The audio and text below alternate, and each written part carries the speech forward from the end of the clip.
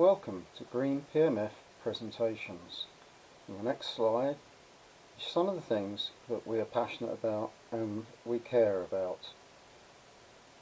Following that, you'll see some of the things that we need for this tutorial. We hope you enjoy. Welcome to our Java Hello World program, which is probably the first program anybody writes when they're learning a new language. So we've got a command line here, and what we're going to do is use an editor called Nano, which is popular across quite a few platforms as far as I know, and create that Hello World program like so. Now note the capitalization of this and end the file with .java. I create a class because everything in Java needs to be wrapped within a class, and notice Hello World here is the same capitalization as the file. That is a restriction on Java. It's a significant difference to C++. If you're coming from C++, this can often catch you out. Now we've declared a public function called main. The static is significant because it means that we don't have to have an instantiation of Hello World for it to be called, and we'll cover classes, objects, instantiations and everything else in a different tutorial, but we're keeping it simple for now.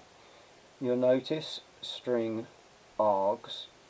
This is pretty much comparable to argc, argv, and in some cases we used to use arge for environment. Works in much the same way. We're not going to use them in this program, and again, as in C, we can have a void or an int. We're just keeping it as a void.